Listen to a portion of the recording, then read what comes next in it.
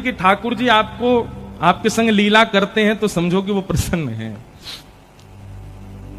आज भी एक वैष्णव ने मुझे 2-3 बात आई हैं लिख करके। एक ने मुझे कहा कि महाराज जी, कल वो सुबह से ही विचार कर रहे थे कि एक भजन जो कल हमने गाया, नाम रस मीठा रे कोई पीवे कोई पीवे, तो बोले महाराज जी हम सुबह से ही विचार कर रहे थे, सुबह से ही उस भजन को सुन रहे थे और कथा सुनते सुनते बीच में ही घर वाले लेने आ गए। अब उन्होंने कहा कि चलो, तो हम चले गए कथा से, तो लेकिन लाइव जैसे ही ऑन किया तो आप यही भजन गा रहे थे। तो फिर उन्होंने अंत में एक बात लिखी कि महाराज जी प्रश्न ये है कि जब लाल जी ने हमारे मन की बात सुन ही ली थी, सुबह से जब हम उस भजन का चिंतन कर रहे थे, और मैं वो कोई भजन रेगुलर बेस पे नहीं गाता, कभी कथा में कभी कभी मन हो जाए तो गा देता हूं, और मुझे आता भी नहीं है अच्छे से। जब शुरू हो जाता है तब ढूंढता हूं मैं कहां है तो उसको गाऊं। कल पता नहीं क्यों गा दिया, और जबकि उसको गाने के लिए खूब ताकत भी लगानी, गले में ताकत थी नहीं, फिर भी क्यों गाया मुझे नहीं पता। तो आप श्री ने अपने पत्र में अंत में लिखा कि जब ठाकुर जी ने मन की बात सुन ही ली थी तो फिर पद तब क्यों नहीं गवाया जब मैं बैठी थी, जब हम चले गए पंडाल से तब ही क्यों गवाया। देखो, प्रेम का एक स्वरूप होता है, जैसे बहन भाई, सब लोग इधर देखो, बहुत ध्यान से सुनो, आवाज आ रही है ना सबको, बहुत ध्यान से सुनना। प्रेम का एक स्वरूप होता है कि हमारे प्रेमी को जो प्रिय होता है, यदि उसकी अनुपस्थिति में वो वस्तु आती है तो हम जबरदस्ती उसको चिढ़ाने के लिए उसकी अनुपस्थिति में उसका उपभोग करते हैं। जैसे हमारी बहन को या हमारे भाई को, एक उदाहरण के रूप में सुन लो कि पाव भाजी बहुत बढ़िया लगता है, और बेचारा वो पढ़ता है अमृतसर में, 4 दिन के लिए घर आया, रोज मां से बोले पाव भाजी बनाओ पाव भाजी बनाओ, 4 दिन से तो बनाया नहीं, और जिस दिन वो वापस चला गया उस दिन घर में पाव भाजी बनी। तो हम क्या करते हैं, पाव भाजी की फोटो भेजेंगे उसको, देख आज घर में बना है, जबरदस्ती उसको खाते हुए दिखाएंगे देख।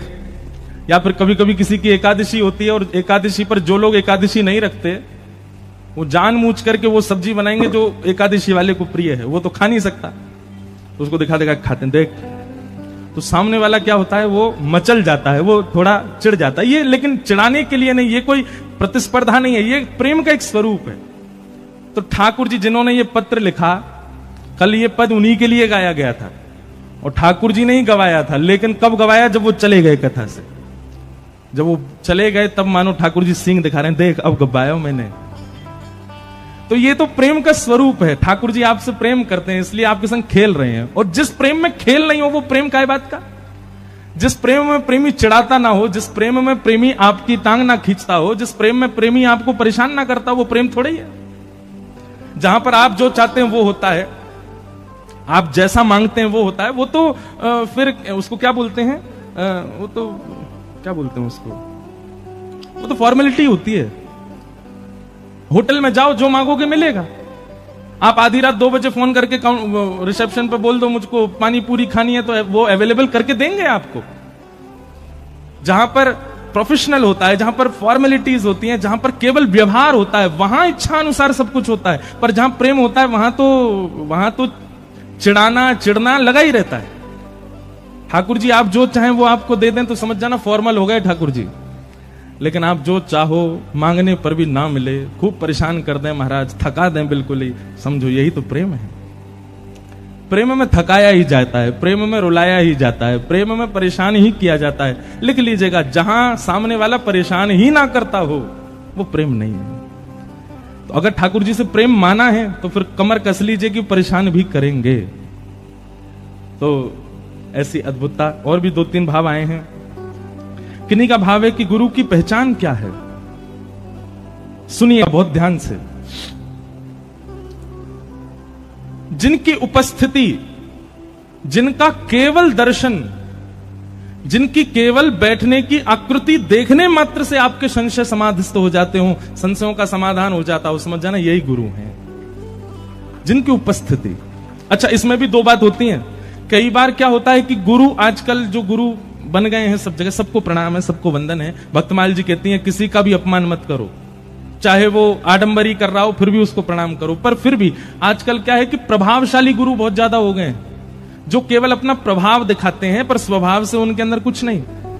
अब ये विवेक आपका होना चाहिए कि आप उसके प्रभाव से तो नहीं रीझ रहे, प्रभाव से नहीं रीझना है, प्रभाव नहीं, स्वभाव विशेष होना चाहिए। परंतु गुरु कौन, लिख लीजिएगा, 2-3 पॉइंट हैं। गुरु वही जो हरि से मिलावे, जिसके जीवन में आने के बाद आपका भजन पहले से दुगना हो जाए, समझ जाना वही गुरु है। जिसके जीवन में आने के बाद वृंदावन पहले से अति प्रिय लगने लग जाए, समझ जाना वही गुरु है। जिसके वचनामृत जीवन में आने के बाद अब सबसे दोष दृष्टि नष्ट हो जाए, सब में गुण ही गुण दिखने लग जाए, समझ जाना यही गुरु है। जिसके जीवन में आने के बाद आपके चित्त से जो दोष आप इतने वर्षों में भी नष्ट नहीं कर पाए, अब धीरे धीरे वो दोष नष्ट होने लग जाए, समझ जाना ये गुरु है।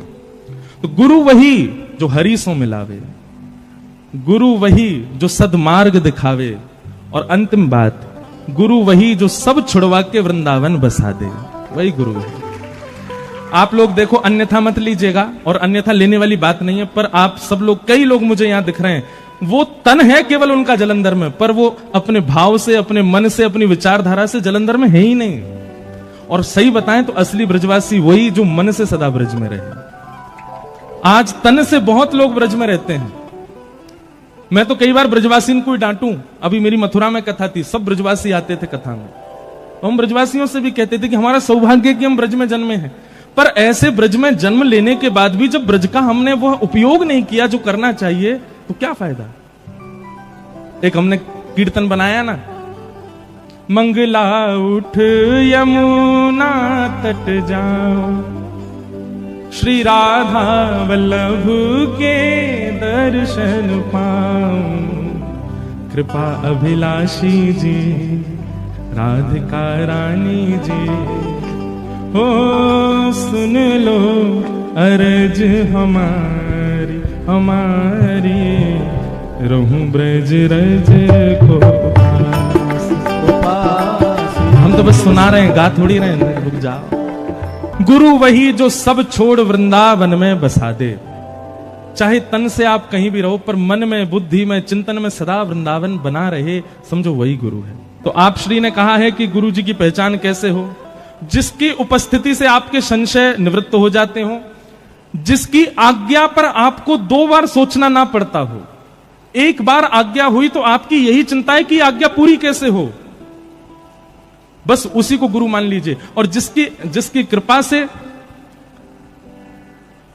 क्या बता रहा था मैं, गुरु वही जो हरि सो मिलावे, गुरु वही जो वृंदावन में बसा दे, गुरु वही जो सब प्रपंच छुड़ा दे, वो गुरु है।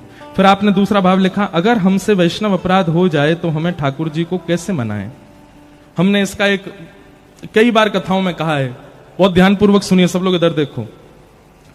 अगर आपसे कोई वैष्णव अपराध बना है, आपने किसी वैष्णव के प्रति दुर्भाव अपने चित्त में रखा है, तो वैष्णव अपराध का यह प्रतिफल होता है कि ठाकुर जी आपका त्याग कर देते हैं। फल नहीं होता, यह दोष होता है। ठाकुर जी त्याग कर देते हैं, आपका भजन कम होने लग जाएगा, आपका कथाओं में रुचि कम हो जाएगी, वृंदावन जाने पर थोड़ी नीरसता लगने लगेगी। ऐसी सब स्थितियां चित्त में आने लग जाएं तो समझ जाओ कि आपसे कोई वैष्णव अपराध बना है। तो वैष्णव अपराध होने पर एक ही उपाय है, क्या, स्वयं को दंड उत्सव दीजिए। क्या करना है, दंड उत्सव। भक्तमाल जी में कथा आती है, एक रसिक मुरारी जी करके भक्त हुए भगवान के, उनके गुरुदेव ने किया था दंड उत्सव। दंड उत्सव क्या होता है,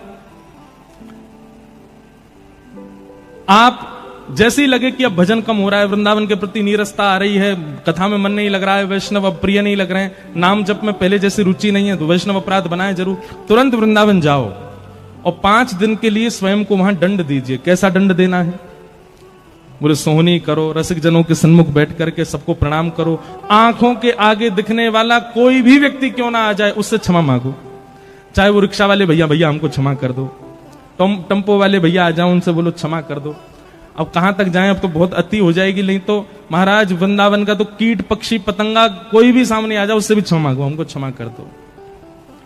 4 दिन तक अपने आप को दंड उत्सव दीजिए। ये दंड भी है और उत्सव भी है। दंड देते हुए उत्सव मनाओ, क्या, सबसे क्षमा मांगो।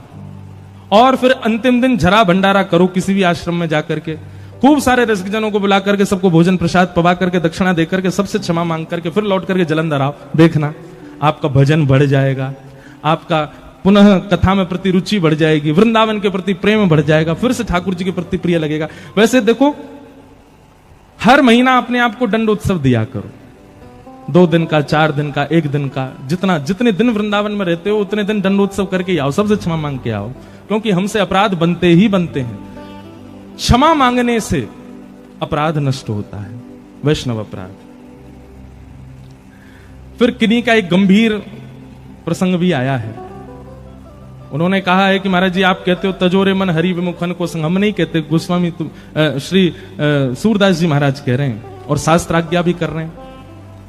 फिर आपने कहा कि हमारे पिताजी ने धर्म परिवर्तन कर लिया है, भगवान को गालियां देते हैं, घर में दूसरे धर्म के ग्रंथों का पाठ करते हैं, दूसरे धर्मों का पाठ करते हैं, उनके इस आचरण से हम सबको असहनीयता होती है, उनका त्यागने का मन करता है, त्याग भी नहीं पा रहे, आप आज्ञा करो क्या करें।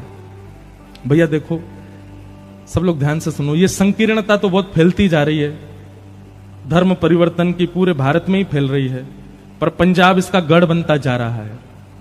बहुत ज्यादा लोग अपने धर्म को परिवर्तन, अब ये पता है क्या है, धर्म परिवर्तन किस लिए किया गया? केवल लोभ में आकर के, और लोभ में आकर के आप जो कुछ भी करते हो, पाप के पिताजी का नाम है लोभ। अब उनको तो हम क्या ही समझाएं जो कर रहे हैं ये सब काम। बस ये समझ लीजिए कि एक विवाह होते हुए भी अन्यत्र किसी के साथ में संबंध रखना, उसका जितना बड़ा पाप लगता है उससे कई गुना ज्यादा पाप लगता है धर्म परिवर्तन करने से। सौभाग्य से मिला है हमको हिंदू राष्ट्र, सौभाग्य से मिला है हमको ऐसा जन्म, सौभाग्य से मिला है हमको सनातन धर्म, और हम उसका त्याग करके अन्यत्र किसी के शरण में जा रहे हैं। हमारा कल्याण कैसे होगा? अधोगति तो निश्चित है। लेकिन अब जिनका ये प्रश्न है कि उनके मन में इच्छा हो रही है अब क्या करें, घर में तो ये सब चल रहा है, तो भैया देखो, आप तो प्रहलाद जी को अपना गुरु मानो। प्रहलाद जी महाराज के पिताजी, क्या नाम था उनका? हिरण्याक्ष नहीं, हिरण्यकश्यप। हिरण्याक्ष उनके चाचा जी का नाम है। तो हिरण्यकश्यप जो हैं वो कैसे हैं? ये ऐसे ही हैं, भगवान को गालियां देते हैं, घर में उल्टे सीधे काम होते हैं, सब तरीके से प्रहलाद को रोकते हैं कि तुम भजन मत करो, तुम ये मत करो, तुम। पर प्रहलाद जी ने पता है क्या किया? प्रहलाद जी ने पिताजी का त्याग नहीं किया, अपना भजन नहीं छोड़ा, करते रहे करते रहे करते रहे। सब अपना प्रारब्ध भोग रहे हैं संसार में, सब अपने प्रारब्ध से कर रहे हैं इस संसार में जो कर रहे हैं। तजोरे मन हरि विमुखन को संग, वहां पर सूरदास जी कहते हैं मन से त्याग करो सामने वाली व्यक्ति का, तन से त्याग मत करो।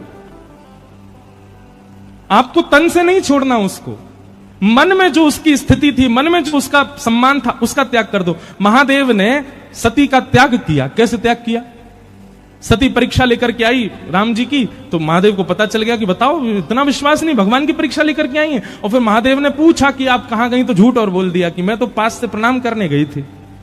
महादेव ने क्या किया? सती का त्याग किया, पर त्याग तन से नहीं किया, मन से किया। कैसे त्याग किया? जो आसन बगल में लगाते थे हमेशा, उसको सामने लगा दिया।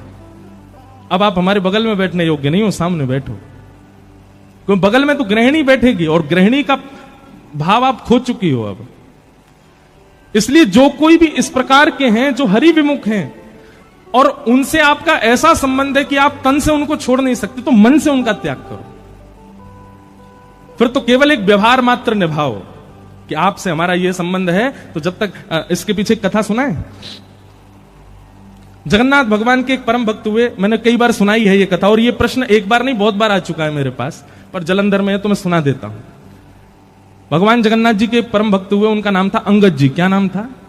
अंगद जी। अंगद जी जो थे वो एक राजा के मंत्री थे। बहुत ध्यान से सुनना। अंगद जी की जो पत्नी थी वो बहुत सुंदर थी और अंगद जी उससे बहुत प्रेम करते थे, परंतु पत्नी जो थी वो परम भक्त थी, कथाओं में जाना, सत्संग सुनना, ये सब में उसकी बड़ी रुचि। अंगद जी को कथा वथाओं से कोई मतलब नहीं था। उन्होंने पत्नी से स्पष्ट कह दिया, तुम जहां जाओ कथा सुनो, भक्ति करो, संत महात्माओं को प्रसाद पवाओ, सब करो, मुझसे कभी मत कहना कि ये सब करो, मुझसे नहीं होता। पत्नी बोली ठीक है कोई बात नहीं, आप अपने राजपाट पे ध्यान दो, हम भक्ति करें। अब एक दिन क्या हुआ, एकादशी का दिन था, तो संत महात्माओं ने कहा कि आज आश्रम में कोई उत्सव चल रहा है, सत्संग कहां हो, शांति हो, ऐसी जगह सत्संग हो। अंगद जी की पत्नी बोली आप सब हमारे घर चलो, हमारे घर पे ही सत्संग कर लो। तो सब संतों को लेकर के अंगद जी की पत्नी घर आ गई और वहीं पर ही सत्संग होने लगा। समाज बैठ करके नृत्य कर रहे हैं, कीर्तन हो रहा है, कथा हो रही है। शाम का समय अंगद जी लौट करके आए अपने घर। घर आकर के देखा तो महाराज उछल उछल करके जो है महामंत्र पर सब कीर्तन कर रहे हैं और साधु महात्मा भी सब नृत्य कर रहे हैं और वहां तो कीर्तन कथा चल रही है। अंगद जी महाराज तो क्रोधित हो गए और भीतर जाकर के उन्होंने चिल्लाना शुरू किया, बंद करो ये सब नाटक, क्या कर रहे हो यहां पर? ये घर है, तुम्हारा आश्रम नहीं है। ये घर है, ये तुम लोगों का मठ मंदिर नहीं है जो यहां उछल उछल के कीर्तन करो, निकलो यहां से बाहर।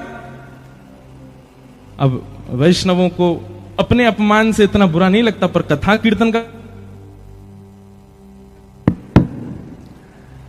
कथा कीर्तन का कोई अपमान करे ये वैष्णवों से सहन नहीं होता।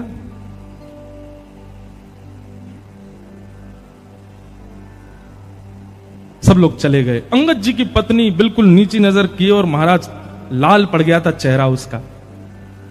अंगद जी प्रेम तो करते थे अपनी पत्नी से, आज जाके बोले, देखो मैंने तुमसे कभी कुछ नहीं कहा, तुम सत्संग करो, कथा सुनो, भक्ति करो, कुछ भी करो, पर ये घर में लाने की जरूरत नहीं है, अपना बाहर जाके किया करो सब काम।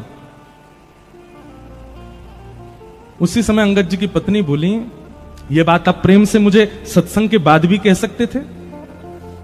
कम से कम गुरुजन और इतने सब साधु महात्मा सत्संगी आए थे, उन सब के बीच में उपद्रव तो नहीं करना चाहिए था आपको। और ये मुझसे प्रेम से बात क्यों कर रहे हो? मैं कौन हूं? गृहिणी हूं, पत्नी हूं, केवल इसलिए प्रेम से बात करो। इतना ही प्रेम उनके सामने दिखा दिया होता, वहां तो तुम चिल्ला रहे थे। अरे जिन गुरुजनों के चरणों में प्रणाम करती हूं, जिन संत जनों को मैं वंदन करती हूं, उनके सामने तुमसे प्रेम से नहीं बोला गया, मुझको प्रेम दिखा रहे हो। सुनिए, आपके इस कृत्य की क्षमा तो नहीं दे सकती मैं आपको, पर मैं आपको छोड़ करके भी नहीं जा सकती, क्योंकि मैं पतिव्रता नारी हूं, आपके साथ रहना पड़ेगा मुझको। पर मेरा आज से नियम होगा क्या, मैं घूंघट करके रहूंगी, आपको ना तो अपना मुख दिखाऊंगी ना आपका मुख देखूंगी। आपके लिए भोजन बनाऊंगी, आपके बर्तन कुर्तन जो करना है सब काम करूंगी, घर के जो भी गृह गृहस्थी के काम होते हैं सब निभाऊंगी, लेकिन ना आपका मुख देखूंगी ना अपना मुख दिखाऊंगी। ये मेरा आज प्रण है। अंगद जी की पत्नी ने, अब इसको आप क्या समझेंगे, तन से वो संगी ही है पर मन से त्याग कर दिया उसने।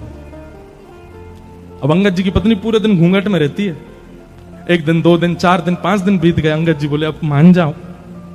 पत्नी नहीं मानी, बोले मृत्यु को प्राप्त हो जाऊंगी घूंघट में, लेकिन आपको मुख नहीं दिखाऊंगी ना आपका मुख देखूंगी। 1 महीना बीत गया। अंगद जी अब उदास रहने लगे, घर जाने का मन ही नहीं होता। क्यों? पत्नी बात ही नहीं करती है। तो एक दिन अंगद जी अपने घोड़ा पे बैठ के कहीं जा रहे थे, तभी देखा कि महाराज वैसा ही सत्संग कहीं चल रहा था। लोग उछल उछल करके कीर्तन कर रहे थे और व्यास मंच पे बैठ के एक कथाकार बढ़िया कीर्तन गा रहे थे। अंगद जी बोले, जाके सुनूं तो सही, इस कथा में ऐसा है क्या जो मेरी पत्नी ने मेरा त्याग कर दिया कथा की वजह से। कथा में पहुंचे, कीर्तन विश्राम होते ही सब बैठ गए, कथा होने लगी। अंगद जी दूर बैठे हैं और दूर बैठे बैठे सुनते सुनते 1 महीना से जितना क्षोभ उनके चित्त में था ना, तो चंद मिनट की कथा में वो सारा क्षोभ दूर हो गया और उनको इतनी सुख की अनुभूति होने लगी, इतना अच्छा लगने लगा कथा में कि अब तो वो दूसरे दिन समय से पहले आकर के बैठ गए और आकर के पूरी कथा सुनने लगे। पीछे बैठ करके पूरी कथा सुनते। तीसरे दिन अंगद जी जैसे ही आए, आकर के देखा तो आज तो कोई भी नहीं आया, कथा ही विश्राम हो गई। अंगद जी ने पूछा, भैया यहां पे कल कथा चल रही थी क्या? वो बोले, कल 7 दिन हो गए पूरे, अब तो व्यास जी चले गए, यहां से कथा हो गई। तो अंगद जी को इतनी व्याकुलता पत्नी के रूठने पर नहीं हुई जितनी व्याकुलता कथा के विश्राम। बोले, अब कब होगी कथा? बोले, कथा तो भैया अब अगले वर्ष होगी, परंतु वो व्यास जी थोड़ी दूर एक गांव है, वहां पे आज से कथा उन्होंने प्रारंभ कर दी है, आपको सुननी हो तो वहां चले जाओ।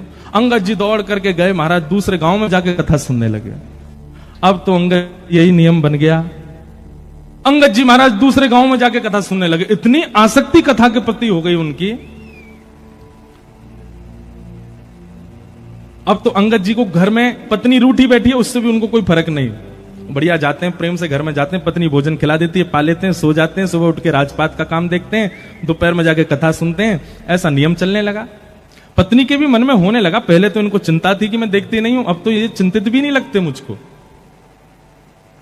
एक दिन गांव में पुनः कथा होने लगी और जैसे ही कीर्तन प्रारंभ हुआ महाराज, तो अंगद जी महाराज पीछे खड़े होकर उछल उछल करके उन्माद नृत्य कर रहे थे।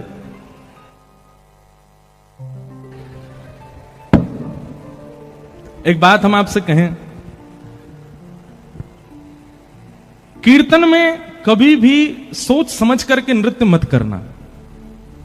4 आदमी उठा रहे हैं तब आप नृत्य करो, इससे बढ़िया मत करो।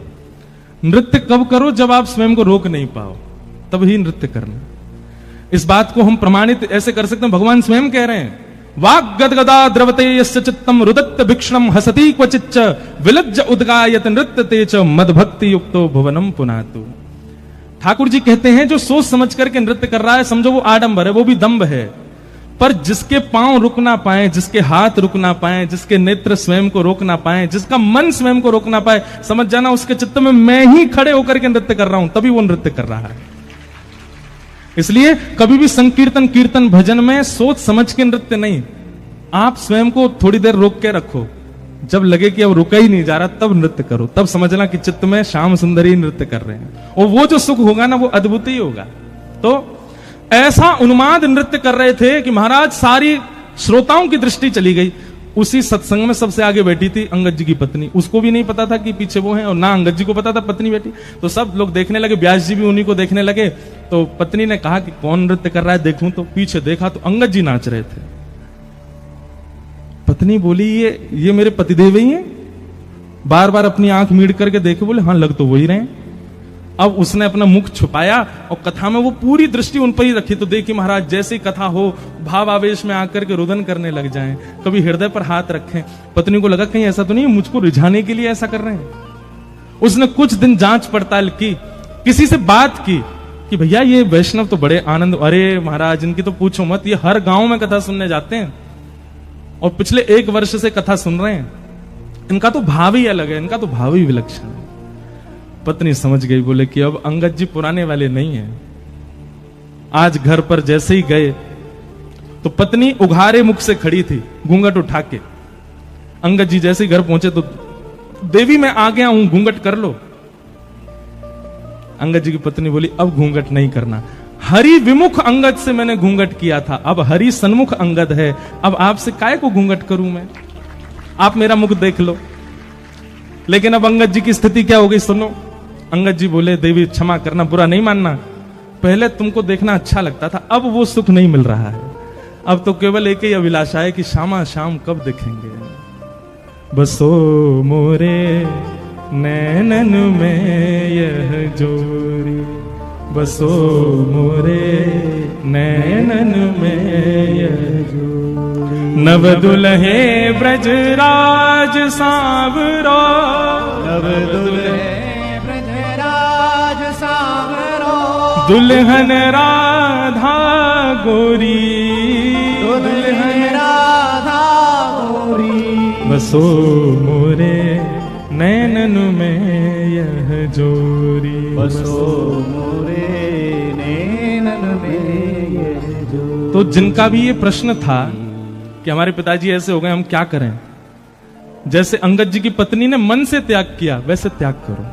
भगवान की कृपा हो गई, अगर सुधर जाएं तो अच्छी बात है, और नहीं सुधरें तो फिर कोई दिक्कत नहीं। सब अपना प्रारब्ध भोग रहे हैं संसार में। आप केवल 1 बार 2 बार प्रार्थना कर सकते हो, आप पीछे नहीं पड़े रह सकते किसी व्यक्ति के कि वो सुधर जाए। हम आपसे फिर प्रार्थना करते हैं, जो माता पिता बालकों के पीछे पड़े रहते हैं, भक्ति करो, भजन करो, मंदिर जाओ, कथा, काहे को पीछे पड़ रहे हो उसके प्रारब्ध में भक्ति भाव होगा तो वो करेगा, नहीं कर रहा है तो फिर कोई बात नहीं, आप 1 आध बार प्रयास करो, उसके बाद वो ना करे तो पीछे मत पड़े रहिए उसके। तो इस प्रकार ये सब प्रश्न आए हैं आज। फिर एक आइए अब कथा प्रसंग थोड़ा सा श्रवण करें। सब कथा प्रसंग ही है, ये सब भाव भी जो हम बता रहे हैं प्रश्नों के, ये भी सब कथाओं से ही हैं। सौनकादि ऋषि बैठे हैं सामने और सूत जी महाराज से उन्होंने 6 प्रश्न किए। 6 प्रश्न कौन कौन से हैं, बहुत ध्यान से सुनिएगा। इन्हीं 6 प्रश्नों में 7 दिन की कथा होती है। सबसे पहला प्रश्न किम श्रेय, दूसरा शास्त्र सारह क, तीसरा स्व अवतार प्रयोजनम, चौथा किम कर्म, 5वां के अवतारश्च, और 6वां धर्म कम शरणम गतः। ये 6 प्रश्न हैं। सबसे पहला प्रश्न क्या है कि भगवान के अवतार का श्रेय किसको जाता है, क्रेडिट किसको जाता है, भक्तों को कि राक्षसों को? ठाकुर जी किसके लिए आते हैं पृथ्वी पर, भक्तों के लिए आते हैं कि राक्षसों के लिए आते हैं? सबसे पहला प्रश्न। दूसरा, शास्त्र सारह क, हमारे इतने सारे शास्त्र हैं हिंदू वैदिक सनातन धर्म में, इन सबका सार क्या है? तीसरी बात, स्व अवतार प्रयोजनम, भगवान के अवतार का प्रयोजन क्या है? भगवान कभी राम बन के आते, कभी कृष्ण बन के आते, कभी परशुराम बन के आते, ये बात तो समझ में आती कि इंसान जैसे बन के आए। कभी कभी भगवान कछुआ बने आए, कभी भगवान मत्स्य बने आए, कभी नरसिंह बने आए, कभी बराह बने आए। ये रूप क्यों? जब भगवान एक ही है और सब समस्त भगवानों में एक समान शक्ति है, तो फिर रूप क्यों बदलते हैं भगवान? एक ही रूप में सारे अवतार क्यों धारण नहीं करते? रूप क्यों बदलते हैं बार बार? स्व अवतार प्रयोजनम। और उसके बाद किम कर्म, भगवान का कर्म क्या है? भगवान करते क्या है? हमने तो सुना है कि कर्म की उन पर कोई गति नहीं होती, तो फिर भगवान करते क्या है? किम कर्म। और फिर अगला प्रश्न, के अवतार, अवतार कितने हैं भगवान के? तो कोई 10 बताता, कोई 24 बताता। और अंतिम प्रश्न क्या है? ठाकुर जी के स्वधाम जाने के बाद धर्म कम शरणम गतः, धर्म किसकी शरण में है? जिस धर्म को स्थापित भगवान ने कर दिया, उस भगवान के जाने के बाद धर्म किसकी शरण में गया? ये 6 प्रश्न है। समझ में आए? 6 प्रश्न आए तो कोई के नहीं है, फिर भी सुन लो। पहला प्रश्न, भगवान के अवतार का श्रेय किसको जाता है? किसके लिए आते हैं भगवान? राक्षसों के लिए? राक्षसों के लिए आते हैं कि भक्तों के लिए आते हैं? बताओ। हैं? वो तो हमको पता है, जबरदस्ती बहती गंगा में हाथ तो सब धो ही दोगे। प्रमाणित करो कि भक्तों के लिए आते हैं, राक्षसों के लिए। और अगर भक्तों के लिए आते हैं तो फिर क्यों रावण को मारा? भक्तों के लिए आते हैं तो क्यों पहले प्रहलाद पर कृपा ना करके पहले हिरण्यकश्यप को मारा? देखो, ठाकुर जी आते तो भक्तों के लिए ही हैं, पर उस भक्त का इतना स्मरण किया जा चुका होता है राक्षसों के द्वारा, उस भक्त के भले ही कुभाव से ही सही, उस भक्त की इतनी सेवा की जा चुकी होती है राक्षस के द्वारा, नित्य दर्शन। अरे भाई, वैष्णव दर्शन ही तो बहुत बड़ा लाभ है। अब भले ही हिरण्यकश्यप द्वेष बुद्धि से करता था, पर करता तो था प्रहलाद के दर्शन। तो इतने दर्शन कर लिए भक्त के कि महाराज उस दर्शन से इतना फल बढ़ गया, वैष्णव दर्शन से इतना फल बढ़ गया राक्षस का, कि भगवान आते पहले राक्षस का वध करते हैं, राक्षस पर अनुग्रह करते हैं। अब बुलाया किसने? गजेंद्र ने। पर आते ही सुदर्शन चक्र कहां चलाया? ग्राहक के ऊपर, मगरमच्छ के ऊपर। क्यों? गजेंद्र के पैर को मुख में लेके बैठा था, भक्त के पांव को शरणागति लेकर के बैठा, इसलिए पहले उस पर कृपा की। तो आते तो ठाकुर जी वैष्णव भक्तों के लिए हैं, पर उन वैष्णव भक्तों को प्रताड़ित करने वाले ये राक्षस इतना वैष्णव संग कर चुके हैं कि इन पर कृपा हो जाती है और ठाकुर जी पहले इनका उद्धार कर देते हैं। तो ठाकुर जी किसके लिए आते हैं? वैष्णवों के लिए, भक्तों के लिए आते हैं। फिर दूसरा प्रश्न क्या है? शास्त्र सारह क। बहुत ध्यान से सुनिएगा, यह प्रश्न आप लोगों से कई लोग पूछ सकते हैं, कई विधर्मी पूछ सकते हैं, इसका उत्तर आपके पास होना चाहिए। हमारे हिंदू वैदिक सनातन धर्म में इतने सारे शास्त्र हैं, इनका सार क्या है? एक बात आप ध्यानपूर्वक सुनिए। वेद व्यास जी महाराज ने 4 वेद लिखे, 17 उपपुराण लिखे, 18 उपपुराण लिखे, 18 महापुराण लिखे। परंतु श्री वेदव्यास जी महाराज ने श्रीमद् भागवत जी की कृति में एकादश स्कंद में इस बात को स्पष्ट कर दिया, हमने जितने भी ग्रंथ लिखे हैं, हमने जितने भी शास्त्र लिखे हैं, जितने भी पुराण लिखे हैं, उन सबका सार यदि आपको लेना हो तो श्रीमद् भागवत जी की शरण में जाओ। सारम सारम समद्वितम। अगर आप भागवत जी के भाव सुनते हो तो आपने 4 वेद, 18 उपपुराण, 18 महापुराण सबको सुन लिया। भागवत जी प्रमाणित ग्रंथ हैं। एक प्रकार से यह कह दिया जाए, कोई महामंत्री है, कोई सेनापति है, कोई सेनापति है, कोई सैनिक है, श्रीमद् भागवत जी तो राज सिंहासन पर बैठे राजा हैं। इसलिए प्रमाणित मानना हो कभी भी किसी बात को, तो भागवत जी की बात को प्रमाणित मानो। हम किसी अन्य ग्रंथ की या अन्य पुराण की कोई निंदा स्तुति नहीं कर रहे हैं, आपको एक बात स्पष्ट बता रहे हैं कि प्रमाणित ग्रंथ श्रीमद् भागवत। फिर उसके बाद अगला प्रश्न आता है, भगवान का प्रयोजन क्या है? भगवान मानवीय बन के क्यों नहीं आते? भगवान बार बार रूप क्यों बदलते हैं? कभी मत्स्य बन आते, कभी कच्छप बन आते। जब शक्ति एक ही है भगवान की, तो एक ही रूप में आ जाए? नहीं, भगवान अपनी सर्वव्यापकता आप सबके बीच में प्रमाणित कर रहे हैं। सर्वव्यापकता, वो सब में विद्यमान है। कर्तुम कर्तुम अन्यथा कर्तुम समर्थ ईश्वर। अरे जिस सुगर को सब लोग हीन मानते हैं, जिसके स्पर्श मात्र से नहाना पड़ता है, उसके रूप में भी श्री ठाकुर जी आ जाते हैं। मानो अपनी दो बातें बताते हैं, पहली तो मैं सर्वव्यापक हूं, और दूसरी बात जो सबसे उपेक्षित है, मैं उसके रूप को धारण करने में भी कोई लज्जा नहीं रखता। हम लोगों को कोई आसन एक छोटा दे दे तो हमको लज्जा हो जाती है। अच्छा, कमेटी में हमने इतने पैसा डाले, हमने प्रचार करवाया, हमको महाराज जी से माला नहीं पहनवाई ऊपर मंच पे, इतने में ही बुरा मान जाते हैं लोग।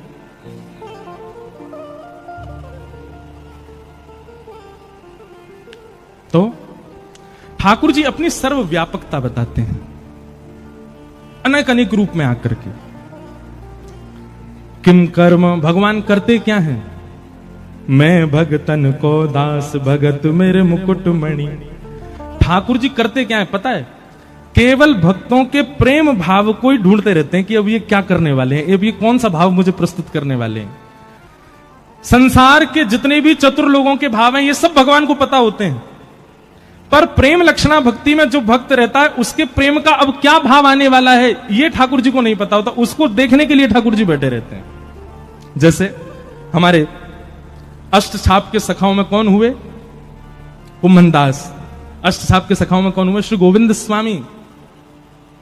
अष्टछाप के सखाओं में कौन हुए? श्री सूरदास। अष्टछाप के सखा श्री गोविंद दास जी की एक लीला आती है कि गोविंद दास, बहुत ध्यानपूर्वक सुनिएगा नहीं तो आपके मन में प्रश्न उठ सकते हैं। गोविंद दास जी एक दिन शौच के लिए गए। सोचो उनकी भक्ति स्थिति कितनी ऊंची है। गोविंद दास जी एक दिन सुबह सुबह शौच करने के लिए गए जंगल में, और शौच करने के लिए जब गए तो ठाकुर जी के मन में आ गया कि मुझे इसके संग खेलना है। और शौच करते हुए गोविंद दास जी बैठे हैं, शौच निवृत्त हो रहे हैं, और सोई ठाकुर जी वन में पहुंच गए, और पीछे थे फलन ने तोड़ तोड़ के गोविंद दास पे मार रहे हैं। अब गोविंद दास देखे कौन आया, और पीछे देखो त्रिमंगल ठाकुर जी खड़े हैं। अब आप विचार कर सकते हो, हम इतने शुद्ध, इतने पवित्र, इतनी मर्यादाओं का पालन करते हैं, तब भी ठाकुर जी के सामने अपने घर की सेवा में जाते हैं, और यहाँ गोविंद दास के साथ में ठाकुर जी ये भी विचार नहीं करते कि वो शौच के लिए जा रहा है। और ये केवल गोविंद दास के साथ हुई घटना नहीं है। इसी कलिकाल में, इन्हीं 50 वर्ष के अंतराल में हमारे गोरखपुर में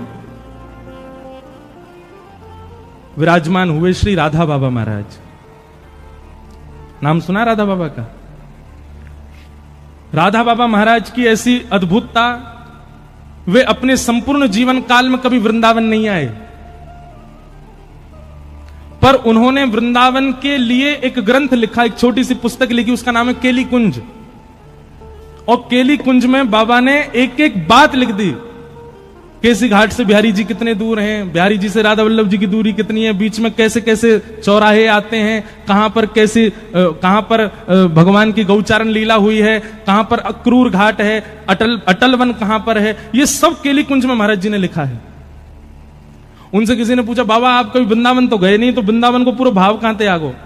बोले मैं वृंदावन ना गयो, वृंदावन मुंह में ही रहे, मेरे चित्त में ही रहे। तो किसी ने कहा बाबा आप तन से भी एक बार वृंदावन जाओ, तो वे कहते बोले अगर मैं तन से वृंदावन गयो तो फिर वापस कभी आ नहीं पाऊंगा, या हमारे में जाऊं ना हूं। ऐसे राधा बाबा महाराज गोरखपुर में विराजते थे। तो उनकी लीला में एक बात आती है कि वे सुबह सुबह जब शौच के लिए जाते थे, सुबह 4:30-5 बजे, एक माताजी, बूढ़ी माताजी उनके पीछा करती थी, और जब वे शौच के लिए दूर वन में बैठे होते तो वो माताजी एक झाड़ी के पीछे बैठ के बाबा को देखती थी। तो बाबा के किसी शिष्य परिकर ने ये देख लिया, उसने माताजी को पकड़ के कहा, बोले हे मैया सुनो, तुम, हम सब जानते हैं तुम सुबह सुबह जाती हो बाबा के पीछे, है शौच के समय तो कम से कम ये सब नहीं करना चाहिए आपको। संत महापुरुष हैं बेचारे, पूरे दिन दर्शन देते हैं, दुनिया भर के लोग दर्शन करने आते हैं, पूरे दिन दर्शन किया करो, आप सुबह सुबह क्यों जाती हो उनके पीछे? तो माताजी के नेत्र सजल हो गए, वो बोले मैं बाबा के पीछे नहीं जाती। तो बोले बाबा जब सुबह सुबह शौच के लिए जाते हैं ना, तब इनके पीछे नन्हों से, सांवरों सलोनों से एक बालक जावे, और वो बाबा के सामने ही बैठो रहे, वो पूरे दिन नहीं रहता, वो सुबह सुबह जब ये शौच के लिए जाते हैं तभी आता है, मैं तो उस बालक को देखने जाती हूँ।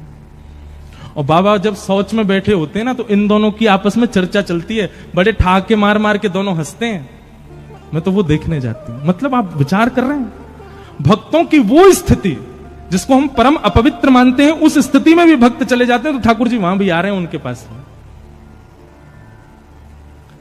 तो ऐसी स्थितियों में ऐसे भक्तों के भाव देखने के लिए, उनका अनुकरण करने के लिए ठाकुर जी, यही कर्म है ठाकुर जी का।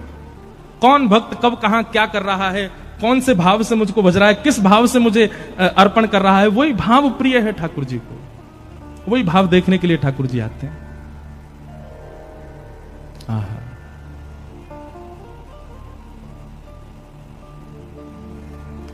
किम कर्म के अवतारश्च, भगवान के अवतार कितने हैं। भागवत जी में इसका भी प्रमाण है कि भगवान के अवतार असंख्य हैं, पर कुछ पढ़ने सुनने जानने के लिए दशावतार और 24 अवतार अंश और कला अवतारों के रूप में ये बताए गए हैं। बाकी भगवान के अवतार अनेक हैं। अभी मैं और आप जलंधर में बैठ के कथा सुनने, ठाकुर जी का इस समय भी कहीं ना कहीं कोई अवतार हुआ होगा। ठाकुर जी कहीं ना कहीं कोई लीला कर रहे होंगे। और धर्म कम शरणम गतः, अंतिम प्रश्न, भगवान के जाने के बाद धर्म किसकी शरण में गया। भैया देखो, जिसके लिए धर्म स्थापित किया भगवान ने, किसके लिए धर्म स्थापित किया, मेरे और आपके लिए किया। ठाकुर जी के जाने के बाद धर्म कहां गया, जिसके लिए धर्म स्थापित किया उसकी शरण में है, मेरी और आपकी शरण में।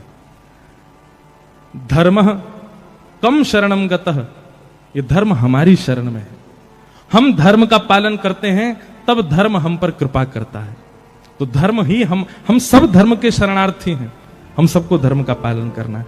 इन्हीं 6 प्रश्नों का अब विस्तार से उत्तर दिया जा रहा है, वही भागवत की कथा है। सूत जी महाराज यहां से कहना प्रारंभ करते हैं कि सवै पुंसाम परो धर्मो यतो भक्तिर अदोक्षजे अहैतुक्य प्रतिहता ययात्मा संप्रसेदति। सवै पुंसाम परो धर्मो यतो भक्तिर अदोक्षजे। बहुत ध्यानपूर्वक सुनिएगा। या तो बंधुओं जीवन में भक्ति आवे नहीं, और आवे तो कैसी आवे, बोले अहैतुकी भक्ति आवे। बहुत सावधानी से सुनिए सब लोग, इधर देखो। या तो भक्ति आनी नहीं चाहिए, और आवे तो कैसी आवे, अहैतुकी आवे। अहैतुकी किसे कहते हैं, चाहे कुछ हो जाए उस स्थिति से ना विच्छिन्न होने वाली भक्ति को अहैतुकी भक्ति कहते हैं। आप लोग ये बात तो भूले ही जाइए कि आपके जीवन में यदि भक्ति आएगी तो कोई कष्ट नहीं आएगा, संकट नहीं आएगा, बल्कि मैं तो ये बात कह दूं तो सामान्य स्थिति से ज्यादा आएगा। आप सामान्य जीवन जीते थे तो सामान्य जीवन में जितना कष्ट, जितना संकट आपके जीवन में था ना, उससे 1% ज्यादा आएगा भक्ति मार्ग में आने के बाद। और क्यों आएगा इसका भी प्रमाण है। सुनो, हम आप सब लोगों का जीवन प्रारब्ध पर निर्भर होता है। अपने पूर्व के कर्मों को ही हम सब भोग रहे होते हैं। अब ठाकुर जी ने हमारा जीवन जो है वो कैसे डिजाइन किया होता है कि कुछ कष्ट ये भोगेगा 15 वर्ष की उम्र में, फिर कुछ कष्ट ये भोगेगा 20 वर्ष की उम्र में, फिर कुछ कष्ट ये भोगेगा अपने विवाह के बाद 31 वर्ष की उम्र में, फिर कुछ कष्ट ये भोगेगा 40 वर्ष की उम्र में, फिर कुछ आएगा 45 वर्ष में, फिर कुछ आएगा 50 वर्ष में। ऐसे हमारे 80 वर्ष का मान लो जीवन था, तो 80 वर्ष में ठाकुर जी ने कुछ कुछ वर्षों को विभाजित कर दिया कि उन वर्षों में इसके जीवन में कष्ट आएगा। लेकिन कई बार ठाकुर जी क्या करते हैं, हमारे प्रारब्ध के कष्ट को एक जन्म में ही नहीं भुगवाते, फिर एक जन्म के बाद फिर एक और जन्म लेना पड़ता, फिर उसमें भोगने पड़ते हैं। अच्छा, फिर एक जन्म में हम आए तो थे पूर्व के प्रारब्धों को भोगने के लिए, पर इस जन्म में जो हमने कर दिया वो भी तो भोगना है। ध्यान से नहीं सुनोगे तो बाउंसर जाएगी सिर के ऊपर से, इसलिए बहुत ध्यान से सुनना। मुझे एग्जाम्पल दे रहा हूं, मुझे जन्म मिला, मान लो मेरे जीवन के अमुक वर्ष भगवान ने दिए। उन अमुक वर्षों में मुझे अपने पुराना लेखा जोखा, जो मैंने कितने जन्मों में मैंने जो कुछ भी किया, वो मुझे इस जन्म में भोगना है। अब इस जन्म में मैं उनको तो भोग रहा था, पर इस जन्म के क्रियाकलाप मेरे अलग ही चल रहे थे। ठाकुर जी बोले पुराना उड़े ही मार ले, यहां में कैसे चले भैया। बोलो वृंदावन बिहारी लाल। सुनो, इसको यहीं धर जाओ, यहीं रख दो ऊपर ही। ये बंद होगा तो वो उठा लेंगे, तुम चालू रखना, ठीक है? ऐसे मत रखो यार, बहुत अजीब लगेगा। हाँ, यूं रख दो बस। ये चल रहा है। बोलो वृंदावन। आवाज आ रही है? नेक बढ़ा दियो भैया। आज स्वास्थ्य ठीक हुआ तो माइक खराब हो गया। क्या बता रहा था, मैं तो भूल ही गया। अरे बताओ, कोई तो बताओ। कहां था मैं? हाँ, प्रारब्ध। मान लीजिए कि मुझे अमुक वर्ष का जीवन मिला और उस अमुक वर्ष के जीवन में मुझे पूर्व का भोगना था, पर इस जन्म में मैंने अलग अपनी लिस्ट और बना ली। भगवान बोले पुराना तेरा खत्म नहीं हुआ, तेने नए और बना लिए। हम हिसाब बराबर करने के लिए आए हैं संसार में, पर हमारा इस जन्म का तो हिसाब अलग ही बही खाता खुल गया हमारा। पुराना तो खत्म ही नहीं हुआ, नया और खोल लिया हमने।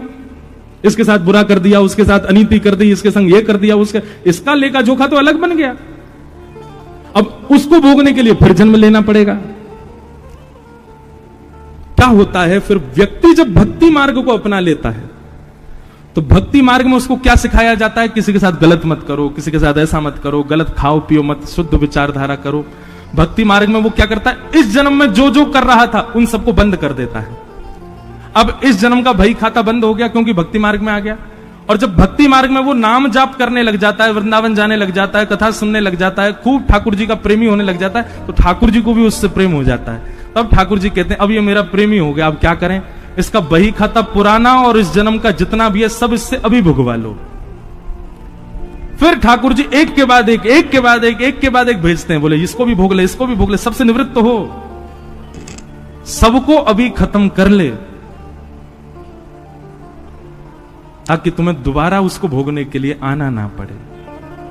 इसलिए कई बार भक्ति मार्ग में सामान्य मार्ग से ज्यादा कष्ट आ जाता है। उसको आप कष्ट रूप में मत लीजिए।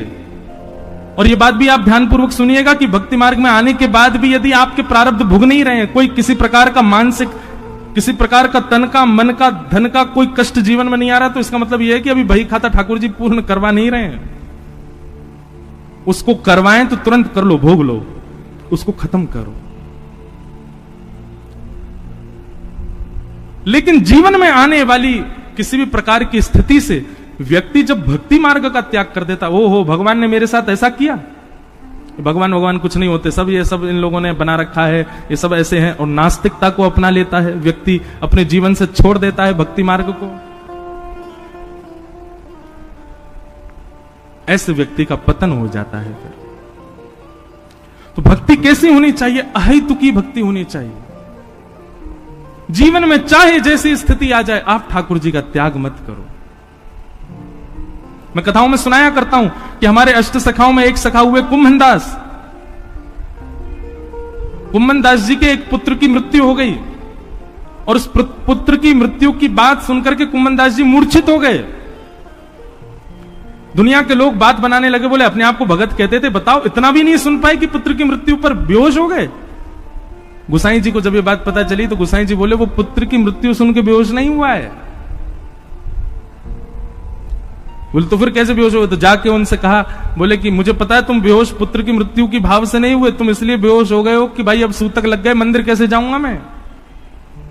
चिंता मत करो, हम मंदिर की एक खिड़की खोल देंगे और वहां से तुमको सूतक में भी दर्शन हो जाया करेगा ठाकुर जी का। ये बात सुनते ही उनकी मूर्छा टूट गई, वो तो उठ के खड़े हो गए और कहने लगे हाँ हाँ सब क्रियाकलाप करो, पुत्र का जो करना है। उनको पुत्र विरह था ही नहीं, उनको विरह इस बात का था कि ठाकुर जी से दूरी हो जाएगी।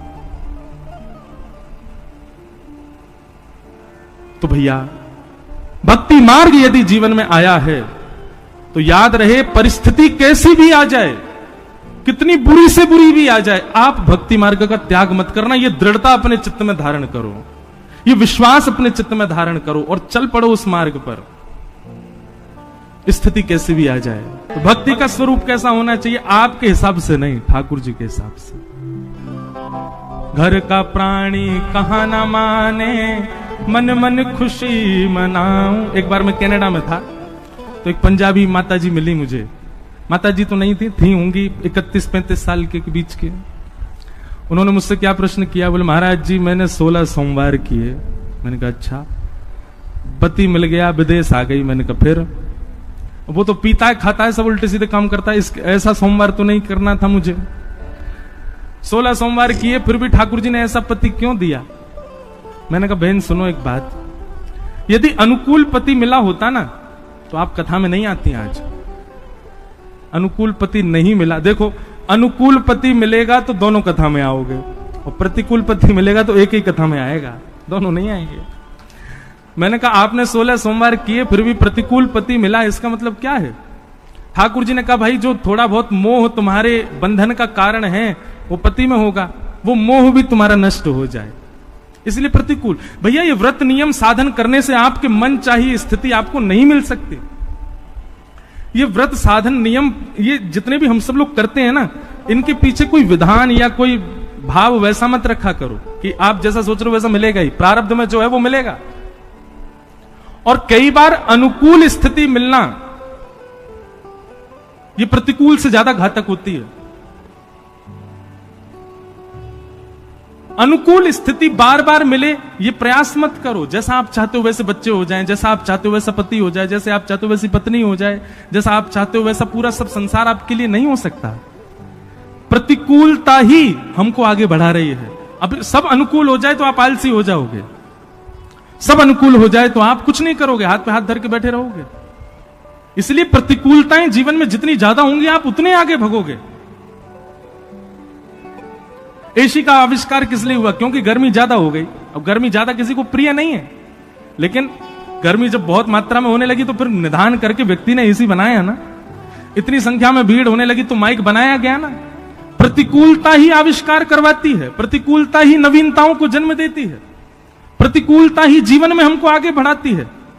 इसलिए कई बार प्रतिकूलता जीवन में होना उसको भगवान का आप आशीर्वाद माना कीजिए। हमारी कथा की फिलॉसफियां कई जगह से आपको अलग ही मिलेंगी, लेकिन यह बात वास्तविक है, ये कोई अनर्गल बातें नहीं है। मीराबाई सोच रही हैं कि यदि मेरी ननद और यदि मेरे देवर मेरे सहायक होते तो शायद मैं कभी वृंदावन नहीं जा पाती। ये दोनों मेरे विपक्षी थे, इसीलिए मैं वृंदावन गई, इसीलिए मुझे वृंदावन मिला। दोनों अनुकूल होते कभी नहीं होते। कंस राक्षस नहीं होता, देव होता तो भगवान कृष्ण का कभी अवतार ही नहीं होता, आते ही नहीं। कंस के दुष्टत्व से ही पृथ्वी ने प्रार्थना की भगवान कृष्ण आए। तो प्रतिकूलता कई बार नवीनताओं को जन्म देती है, कई बार आपके सुंदर भावों को सुदृढ़ करती है। इसलिए प्रतिकूलता को कभी कभी प्रसाद समझ के स्वीकार किया करो, चाहे वो बच्चों की हो, चाहे पत्नी की हो, पति की हो, परिवार की हो, रिश्तेदारों की, नातेदारों की हो, समाज संसार की हो। प्रतिकूलता अच्छी है। घर का प्राणी कहा न माने, मन मन खुशी मनाऊं। जड़ भरत जी की कथा आती है भागवत जी में। जड़ भरत जी के प्रसंग में आता है कि पहले वो थे राजा भरत। बहुत ध्यान से सुनना, क्योंकि विस्तार से उनकी कथा में सुना ही नहीं पाऊंगा, इसलिए अभी सुना देता हूं। पहले थे वो राजा भरत। जब उन्होंने देखा कि अब मेरा कार्यकाल पूर्ण हो गया तो अपने पुत्र को राज्य गद्दी पर बैठा करके वन में चले गए। वन में गए थे भजन करने के लिए। भजन करते करते गंडकी के नदी के तट पर तभी उन्होंने देखा हिरणों का झुंड जा रहा है, और तभी उन हिरण झुंड में से एक हिरणी जल पीने के लिए पल्ली पार जल पी रही है, और वो भजन करते करते उसको देख रहे हैं। तभी एक शेर ने दहाड़ मारी, उसकी दहाड़ से भयभीत होकर के वो हिरणी नदी में कूद गई। उसके गर्भ में बालक था, भय के कारण वो बालक बीच नदी में ही उसका जन्म हो गया। भरत जी महाराज तुरंत अपनी माला छोड़ करके नदी में कूदे। हिरणी को तो नहीं बचा पाए, बालक को बचा लाए। अब उस बालक का लालन पालन पोषण करने में इतने व्यस्त हो गए कि उसमें आसक्त होते चले गए। इतनी आसक्ति बढ़ गई, इतनी आसक्ति बढ़ गई कि अब भजन कम हो गया, अब उस बालक का लालन पालन में ही लगे रहते हैं। सोचो आसक्ति कितनी खतरनाक होती है। अपनी पत्नी को छोड़ाए, अपने बच्चों को छोड़ाए, अपने राजपाट को छोड़ाए भरत जी। अरे इंसान में नहीं हुई, एक जानवर में हो गई। आसक्ति कितनी खतरनाक है। सब छोड़ चुके थे, पर जो जात का नहीं, जो हमारी बिरादरी का नहीं, अरे कहां तक कहें जो मानव भी नहीं है, उस हिरण में आसक्ति हो गई। और आसक्ति कैसी हुई कि अब तो बस यही है कि अंतिम श्वास चल रही थी, वृद्ध हो गए थे, वो हिरण को ही देखते रहे, हिरण के बालक को, उसको बाहर ही ना जाने दें। अब जीव, ये जानवर को तो स्वतंत्रता प्रिय होती है।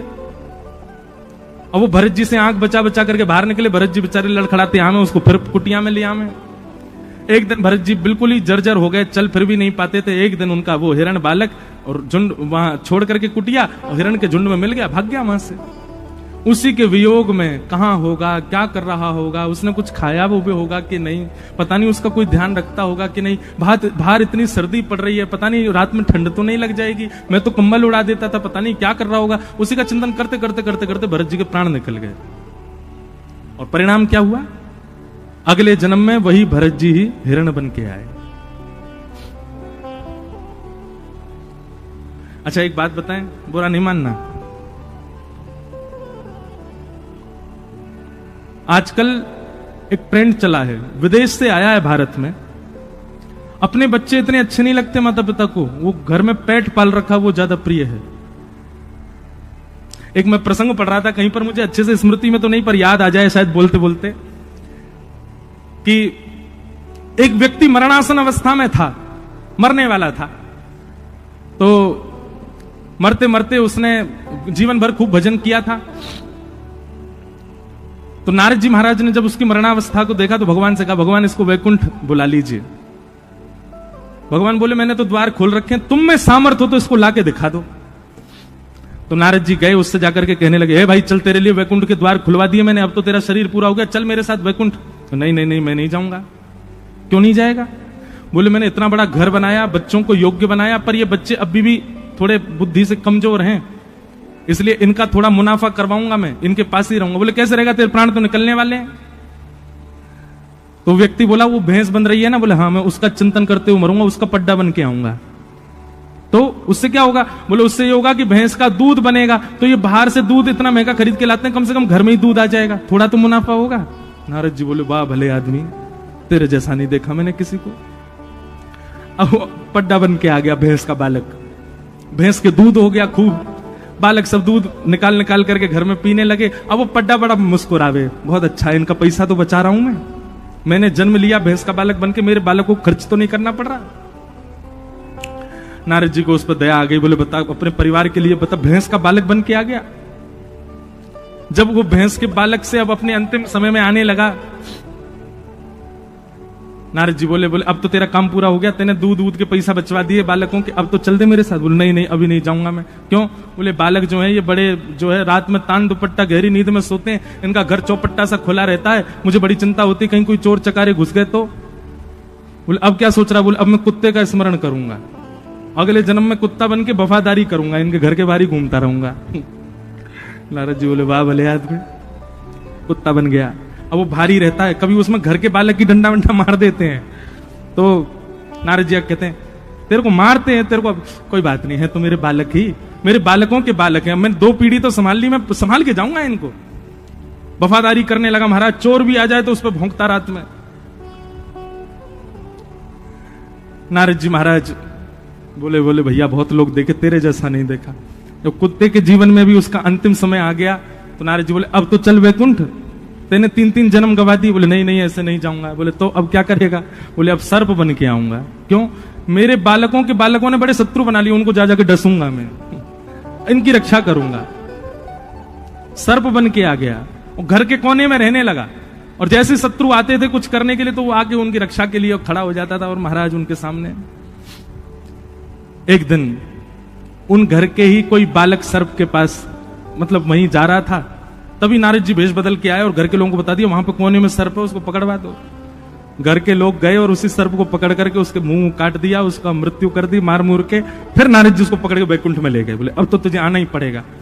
वैकुंठ में जाकर के भी रोने लगा, मुझे बिल्कुल अच्छा नहीं लग रहा है, मेरा परिवार आपने छुड़वा दिया, अरे 3 पीढ़ियां मैंने संभाली थी और संभालता रहता। भगवान कहते हैं बोले नारद ये है संसार के लोग, ये इतने आसक्त हो चुके हैं, आसक्ति इतनी गंदी हो चुकी है इन सब के चित्त में कि इनको वैकुंठ की आवश्यकता नहीं है। ये भजन वैकुंठ का करते हैं, सुनते कथा में वैकुंठ है। पर आप सबको एक बात बता दूं, वृद्धावस्था जब हमारी भी आएगी ना, सत्य बता रहे हैं, उस समय पर हमको वैकुंठ का स्मरण नहीं होगा। भागवत जी में कितनी बार प्रमाणित किया गया है कि भाई मृत्यु समीप आने पर भगवत स्मरण और भगवत सेवा का स्मरण, भगवत धाम का स्मरण बहुत कम लोगों को हो पाता है, सबको नहीं होता। मुक्ति की कामना सबको नहीं होती, उस समय इतनी ज्यादा आसक्ति हमारी बढ़ जाती है। तो भैया आसक्ति तो हमारे चित्त में है, ये बात तो प्रमाणित है। हम आसक्ति का मतलब समझते हैं? एक तो होता है मोह, और मोह की ही चरम स्थिति होती है आसक्ति। आसक्ति कैसी होती है? मोह का मतलब तो होता है कि एक बार को वो व्यक्ति दूर हो जाए तो भी हम रोएंगे, थोड़े बहुत देर चीखेंगे चिल्लाएंगे, पर फिर भी रह लेंगे। आसक्ति कैसी होती है? वो व्यक्ति यदि दूर हो गया तो प्राणी निकल जाएंगे। ये आसक्ति है। आसक्ति हम सबके चित्त में है, पर ये आसक्ति संसार की वजह बिहारी जी से है जाए, ये आसक्ति राधा वल्लभ जी से है जाए, ये आसक्ति कथा से है जाए, ये आसक्ति वृंदावन से हो जाए। रस्सी तो हम सबके गले में है, पर वो खूंटा की जगह किसी गौशाला में बंध जाए, कहीं सुंदर स्थान पर हो जाए। आसक्ति तो है चित्त में, पर वो आसक्ति ठाकुर जी में क्यों नहीं हो रही है? उसी के लिए तो कथा है। तो भरत जी महाराज अपना राजपाट परिवार सब छोड़ के चले गए, पर आसक्ति कहां हो गई? एक हिरण के बालक में हिरण बन गए।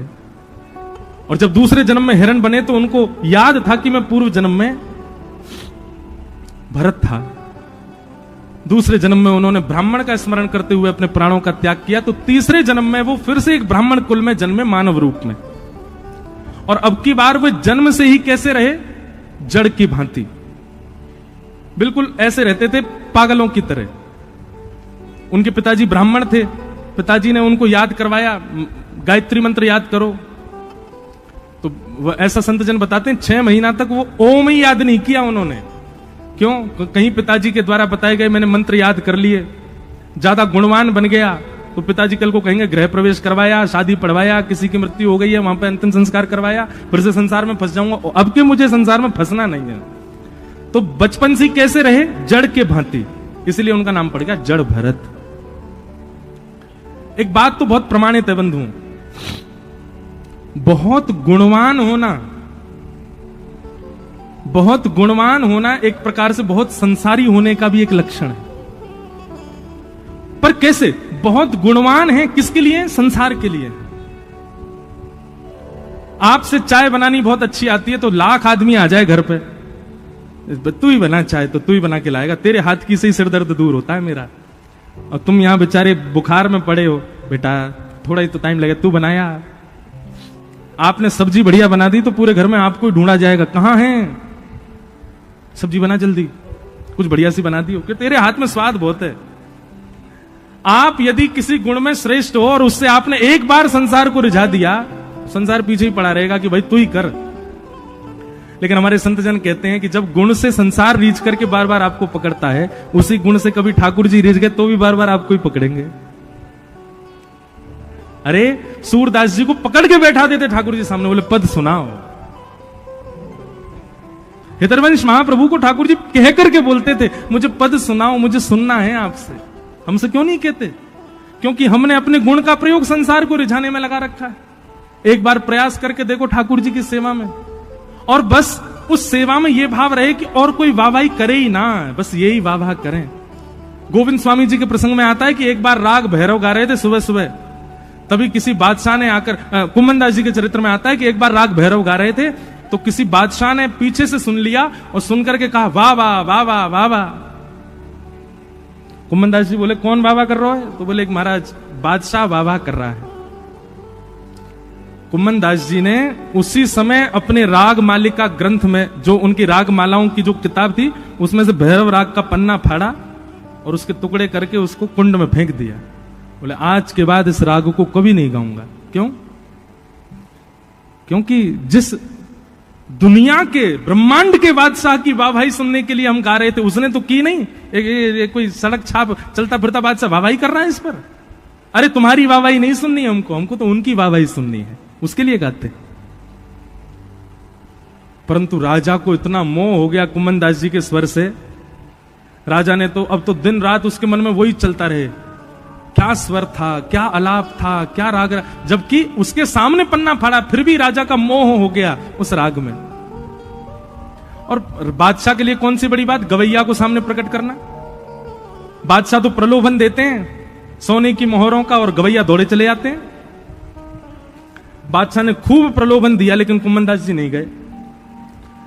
लेकिन स्थिति हो गई कि आए दिन बादशाह के लोग लेने के लिए आते, कुम्मनदास जी बहुत परेशान हो गए। अब यहां परिवार के लोग कुम्मनदास जी से कहने लगे अरे चले जाओ, कुछ मिल ही जाएगा, घर बार बढ़िया बन जाएगा तुम्हारा। पर भक्त की स्थिति कैसी होती है, कुम्मनदास जी से सीखो।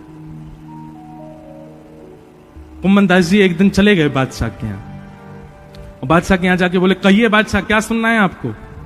बोले वही वाला राग सुनाओ जो उस दिन आप सुबह सुबह गा रहे थे, राग भैरव। अब मैं और आप होते ना तो निश्चित है हम ऐसा गा करके आते या ऐसा कुछ करके आते कि बादशाह हम पे सब कुछ लुटा दे। पर ये भक्त कुम्भन दास है। भक्त का स्वरूप कैसा होता है? कुम्भन दास जी बोले राग आपके मन का और पद मेरे मन का। बादशाह बोले हाँ यही होने दो, सुनाओ। भैरव राग गाया, पर राग में गाया क्या?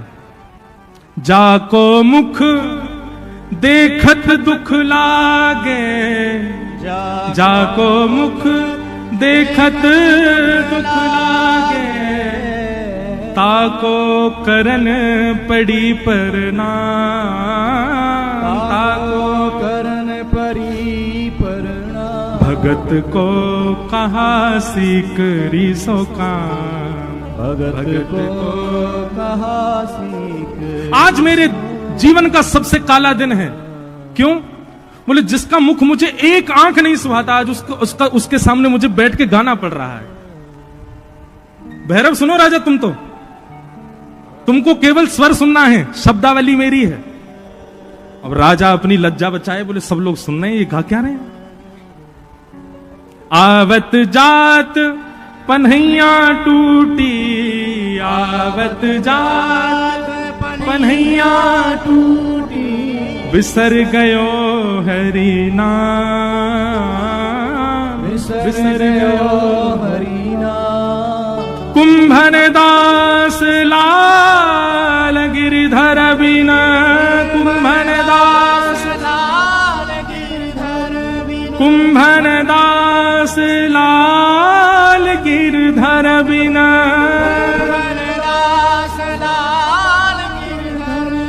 और न दूजो का, और न दूजो का। भगत को कहा सीख रीसो का, भगत को कहा सीख रीसो का। अरे हम भक्त बने हैं, इसलिए बने हैं कि हमारी सब चीज राधा रमण से है, हमारी सब वस्तु राधा रमण की है। उसको हम किसी और को व्यय कैसे कर सकते हैं?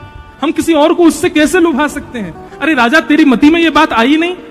हम श्रीनाथ जी के द्वार के गवैया हैं, हमारी गायकी किसी को रिझाने के लिए नहीं है, उनके लिए है। आप लोगों को अगर कोई संगीत का जानकार बैठा हो, आज भी हमारे श्रीनाथ जी में नाथद द्वार में दरबारी राग नहीं गाया जाता। क्यों? क्योंकि उसका नाम ही दरबारी राग है, वो राजाओं के दरबार में गाने वाला राग है।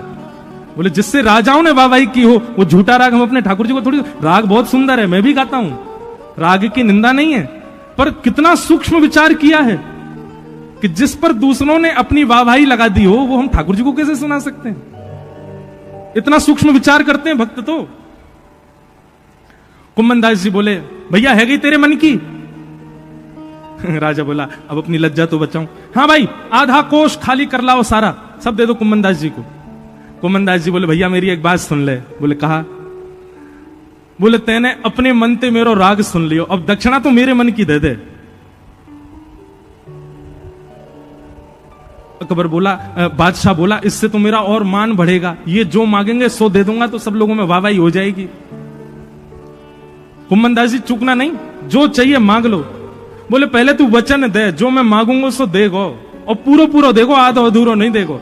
बोले अरे आप बादशाह के सामने खड़े, मांगने में चूक मत कीजिए, मांग लीजिए क्या चाहिए। कुम्भन दास जी अपनी झोली फैला करके बोले बादशाह मुझको एक ही वरदान दे दे कि जब तक मेरे तन में प्राण है तब तक तेरो मोह मोह ना देखना पड़े, मेरे सामने कभी मत आइयो, मोकू अपना मुख मत दिखाइयो और तू मेरो मुख भी मत देखियो, बस यही दक्षिणा दे दे मोकू। मोकू तो कभी देखनो ना पड़े, ब्रजभाषा समझ में आवे ना, मोह तो कभी देखनो ना पड़े, ऐसा वरदान दे। हम मांग सकते हैं कभी?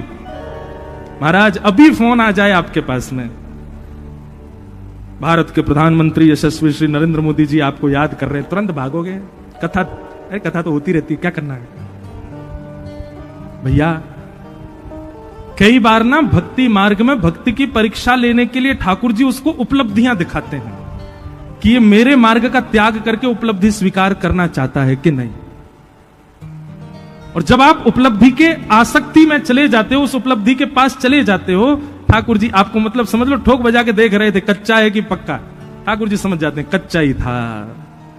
मैंने प्रलोभन दिया, इसने तुरंत लपक लिया। लेकिन भक्ति मार्ग में आने के बाद संसार के प्रलोभनों को भी आप ठुकरा दो, तब निकल के आती हैं भक्तिमती मीराबाई, जो राजकीय वस्त्रों का त्याग करती हैं, राजा के पूरी वेशभूषा का त्याग कर देती हैं, तब निकल करके आते हैं गोस्वामी सूरदास जी। जिन सूरदास जी पर बहाना था, वे चाहते तो ठाकुर जी से कह सकते कि मैं कैसे भक्ति करूं, नेत्र ही नहीं दिया आपने। लेकिन ठाकुर जी के द्वारा दी गई उस कमी को ही उन्होंने साधन बना लिया ठाकुर जी की प्राप्ति का। नेत्र नहीं थे तो मन में विचार करते, बोले बाहर के चक्षु की तो आवश्यकता ही नहीं है, बाहर के चक्षु तो संसार में आसक्ति दे देते हैं, मन के चक्षु होने चाहिए। और मन के चक्षु से ही ठाकुर जी का दर्शन करते थे। गोस्वामी तुलसीदास अपनी विद्वत्ता, अपनी कवित्व शैली से दुनिया को रिझाने के लिए कुछ भी लिख सकते थे, लेकिन मानस जी की रचना की, और मानस जी की रचना में स्पष्ट लिख दिया, संसार के लोगों ध्यान पूर्वक सुनो, तुमको रिझाने के लिए मैंने नहीं लिखी है मानस। स्वांतः सुखाए तुलसी रघुनाथ गाथा, मैंने अपने आप को सुख देने के लिए मानस जी को लिखा है। मैं अपने चित्त को राम जी का दास बनाना चाहता हूं, इसलिए मैंने मानस लिखी है। नाम ही है मानस, जो मन से प्रकट है और मन के लिए है, वही मानस। भैया, जिसने त्याग नहीं किया ना भक्ति मार्ग में, वो काय बात को भक्त। जो सोचता है मैं सबके संग रहते हुए, सबको समेटते हुए, जैसे मैं पहला था वैसे ही व्यवस्थित रहते हुए मैं भक्ति मार्ग में आ जाऊं, कभी नहीं आ पाएगा। त्याग तो उसको करना पड़ेगा, अपने सुख का, अपनी समृद्धि का, अपने संबंधों का, अपने ऐशो आरामों का, अपने स्वरूप का त्याग तो उसको करना पड़ेगा। त्याग किए बिना भक्ति मार्ग में नहीं आ पाओगे आप। और आ भी गए ना तो आपकी भक्ति कहीं ना कहीं आपसे अपराध बनवाती रहेगी, इसलिए त्याग बहुत जरूरी है। पर भक्ति हो कैसी? भक्ति हो कैसी? अहैतु की भक्ति। आज दृढ़ विश्वास कर लीजिए, दृढ़ संकल्पित हो जाइए, चाहे कुछ हो जाए जीवन में, चाहे कुछ हो जाए परिवार में, चाहे कुछ हो जाए मेरे साथ में, आपकी भक्ति कभी आपकी विच्छिन्न नहीं होनी चाहिए। महाराष्ट्र के एक भक्त हुए गौरवा काका, क्या नाम था? गौरवा काका। इतनी मधुर कथा उनकी। वो क्या करते थे पता? मटका बनाते थे और पैर से मट्टी गूंदते थे।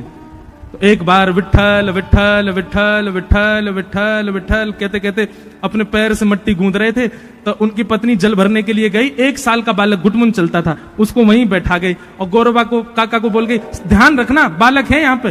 बोला हाँ ठीक है। विठल विठल विठल कीर्तन करते करते वो बालक चलता चलता मट्टी में से आवाज आ रही थी तो मट्टी की तरफ चला गया और अचानक से गौरवा काका के पैर के नीचे आ गया।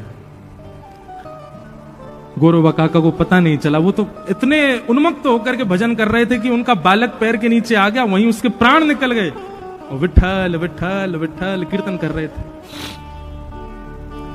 पत्नी लौट करके आई तो देखा बालक है ही नहीं। पूरा घर ढूंढ लिया, नहीं मिला बालक। गौरवा काका कीर्तन कर रहे थे, जैसे ही नीचे देखा तो रक्त निकल रहा था वहां पर। धक्का देकर के दूर पटक दिया गौरव काका को, मट्टी हटा के देखा तो बालक मर चुका था। पत्नी ने खूब सुनाई गौरव काका को, अरे काय का बिठल बिठल बजते हो, हमारा बालक छीन लिया हमसे।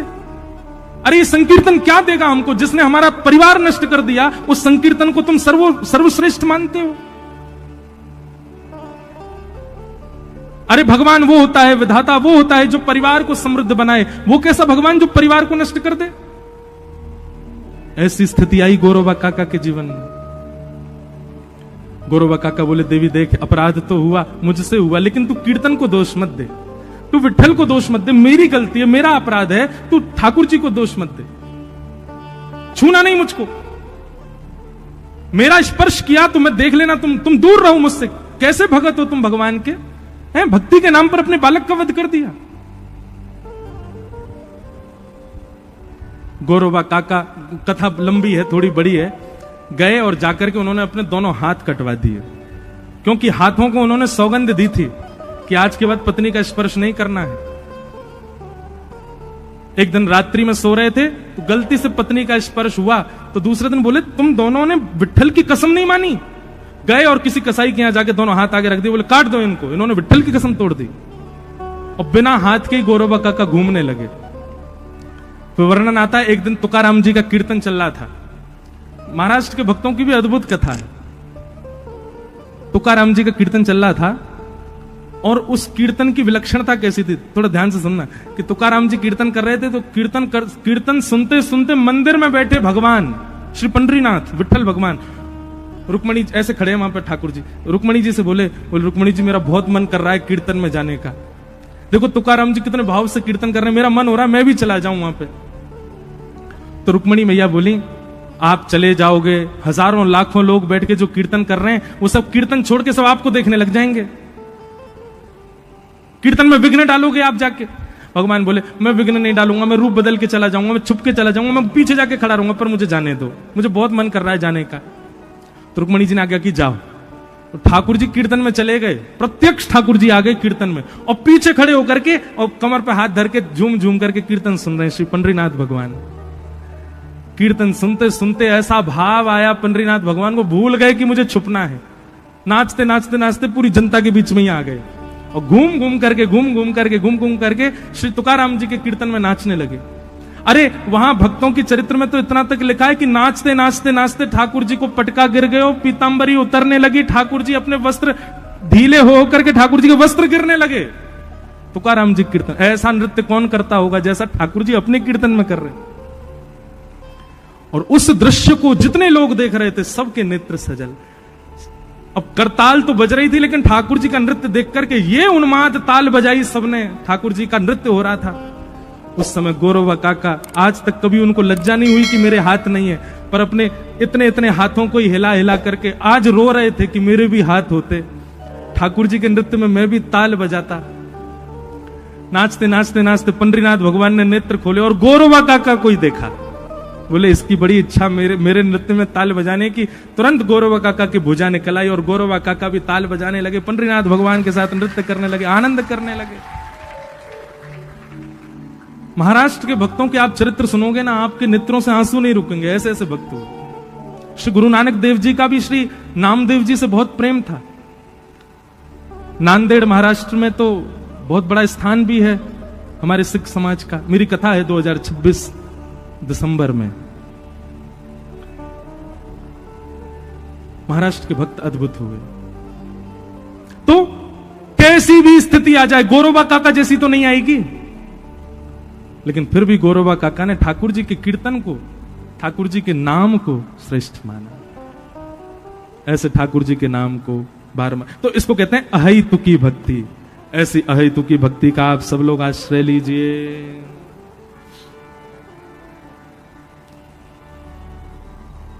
हमारा मन तो हो रहा है कथा हम कहते रहें, पर लोग बाग उठ के जाते हैं तो हमको लगता है बेचारों को घर जाके भोजन बनाना होगा, 9:30 बज गए। ऐसा कोई बात नहीं, तो फिर उठ के क्यों जाते हैं लोग? बोलो वृंदावन बिहारी लाल। तो अहेतुकी भक्ति, या तो भक्ति मार्ग में आइए नहीं, और यदि आप भक्ति मार्ग में आ गए हैं तो गांठ बांध लीजिएगा, चाहे जो हो जाए। आपके साथ, आपके निज साथ भगवान कभी कुछ नहीं करेंगे, कभी कुछ नहीं होगा, सब आपके प्रारब्ध से होगा। पर यदि ठाकुर जी के मार्ग में आए हो तो निश्चित है कि वो जल्दी जल्दी होगा। तो उसके होने पर विचलित होकर के भक्ति मार्ग का आपको त्याग नहीं करना, नहीं तो अपराध हो जाएगा बहुत बड़ा। इसलिए विचलनता को देख करके कभी भगवत भक्ति मार्ग का त्याग मत करो। कि धर्म स्वनिष्ठितः पुंसाम विश्वक्सेन कथा सूय नोत्पादये दधिरतिम श्रम एव हि केवलम। ये बहुत जरूरी जानने योग्य बात है, इसके बाद हम कथा विश्राम करेंगे, बहुत ध्यान से सुनना।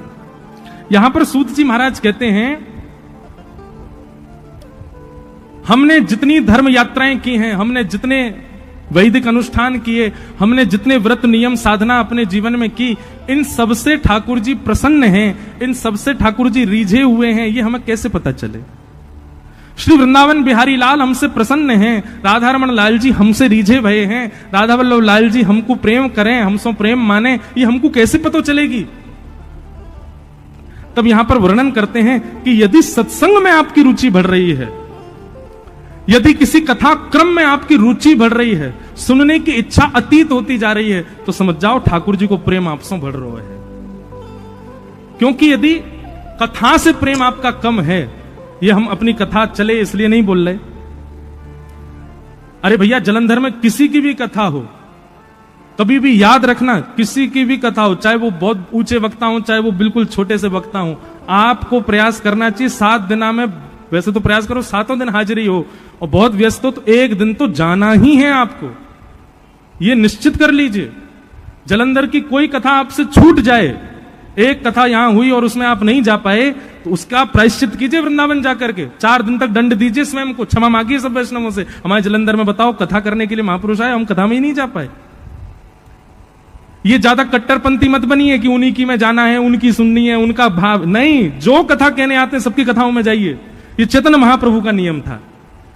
महाप्रभु श्री चैतन्य महाप्रभु राह चलते और अपने चार सेवकों को आगे छोड़ देते, वो तुम आगे आगे चलो, बोल क्या गांव पड़ेंगे, शहर पड़ेंगे, वहां ढूंढना जा करके पूछना कोई कथा तो नहीं चल रही। अगर